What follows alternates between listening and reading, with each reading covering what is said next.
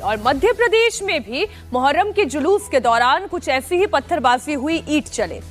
उत्तर प्रदेश के लखीमपुर में पत्थर चले तो रतलाम में जुलूस में शामिल लोगों ने हिंदू राष्ट्र का बैनर ही जला दिया। उज्जैन में भी जुलूस में शामिल लोग पुलिस वालों से भिड़ गए। आखिर शहर शहर मुहर्रम के मौके पर बवाल का ये पैटर्न कैसे सेट हुआ? क्या सब कुछ प्री प्लान तरीके से अंजाम दिया गया? समझिए इस रिपोर्ट से। रतलाम में जलाया हिंदू राष्ट्र का बैनर, लखीमपुर में घरों पर पत्थरबाजी।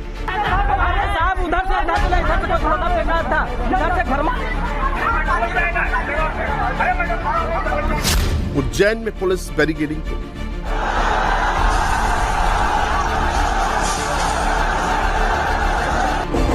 ये 3 तस्वीरें मुहर्रम जुलूस के दौरान हुए उपद्रव की हैं। उपद्रवियों ने किस तरह हंगामा मचाया, तस्वीरें उसकी गवाही दे रही हैं। उत्तर प्रदेश के लखीमपुर से लेकर मध्य प्रदेश के रतलाम तक मुहर्रम जुलूस में बवाल देखने को मिला।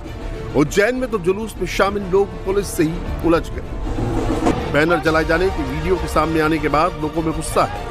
हिंदू संगठनों ने घटना को जानबूझकर की गई हरकत बताया। विरोध में आज हिंदुओं ने मस्जिद के सामने हनुमान चालीसा का पाठ किया। प्रदर्शनकारियों ने सैलाना थाने का घेराव कर आरोपियों के खिलाफ पुलिस कार्रवाई की मांग। पूरे इलाके में तनाव को देखते हुए बड़ी संख्या में पुलिस बल तैनात किया गया। उज्जैन में भी मुहर्रम के जुलूस में बेकाबू भीड़ ने हंगामा किया। पुलिस की बैरिकेडिंग तोड़कर भीड़ ने प्रतिबंधित रास्ते में जाने की कोशिश की। तय रूट से अलग जाने पर जब पुलिस ने रोकना चाहा तो जुलूस में शामिल लोगों ने हंगामा शुरू कर दिया। कुछ लोग घोड़ा लेकर नो एंट्री वाले रास्ते की ओर जाने लगे थे। हालात को कंट्रोल से बाहर जाते देख पुलिस ने लाठीचार्ज किया। पुलिस ने इस मामले में आयोजक समेत 15 लोगों पर एफआईआर दर्ज की है। मध्य प्रदेश शांति का टापू है और यदि कोई भी अशांति फैलाने की कोशिश करेगा तो वो बर्दाश्त नहीं किया जाएगा। शासन ने, पुलिस ने कार्रवाई की है और सख्त कार्रवाई की जाएगी और ये सुनिश्चित किया जाएगा कि इस तरह किसी भी तरह माहौल बिगाड़ने की कोई कोशिश ना करे। यदि इस तरह की घटनाएं होंगी तो कोई भी हो, कैसा भी हो, उसको सख्त से सख्त सजा मिलेगी। उत्तर प्रदेश के लखीमपुर के बड़ा गांव इलाके में भी मुहर्रम जुलूस के दौरान उपद्रवियों ने जमकर उत्पात मचाया। मुहर्रम के जुलूस के दौरान घरों में पाउडर फेंका। घर वालों ने विरोध किया तो उपद्रवियों ने पत्थरबाजी की। लखीमपुर के बड़ा गांव इलाके में मुहर्रम के जुलूस के दौरान किस तरीके से उत्पात होता है, बवाल होता है, आगजनी होती है, मौके पर किस तरीके से पत्थरबाजी होती है। घर में मौजूद पत्थर और ईंटें बताने के लिए काफी हैं कि किस तरीके से जुलूस के दौरान यहां पर ईंट पत्थर चले हैं, किस तरीके से घरों में पाउडर फेंका गया है, जिसके बाद मौके पर बवाल हुआ है। तो चाहे जमीन की बात कर लें, यहां पर भी ईंट पत्थर पड़े हुए हैं। पलंग है, इस पे भी देखिए इतने बड़े बड़े ईंट और पत्थर पड़े हुए हैं। अगर अंदाजा लगाइए किसी के सर पे लग जाए तो ये पत्थर से कितनी ज्यादा चोट लग सकती है। घर का छप्पर है, छप्पर के ऊपर भी देखिए ईंट और पत्थर पड़े हुए हैं।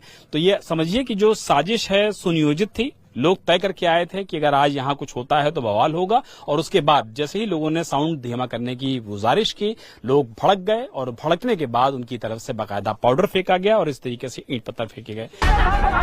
कल रात हुई घटना के बाद जुलूस में शामिल युवकों ने पत्थरबाजी का वीडियो अपलोड किया। इससे ऐसा लग रहा है कि जैसे उन्हें किसी का डर न हो।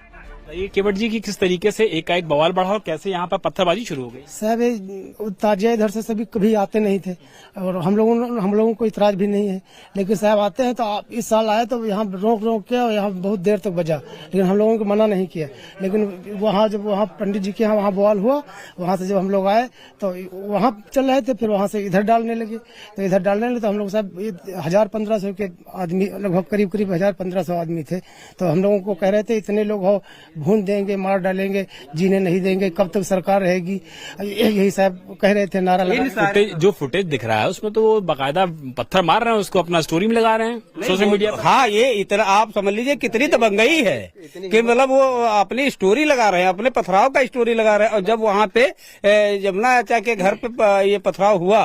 मुहर्रम त्याग और बलिदान का संदेश देता है, लेकिन जिस तरह से मुहर्रम के जुलूस में शहर शहर उपद्रव हुआ वो सवाल पैदा करता है कि क्या ये संयोग है या फिर कोई सोची समझी साजिश है, कोई प्रयोग है। अब राजस्थान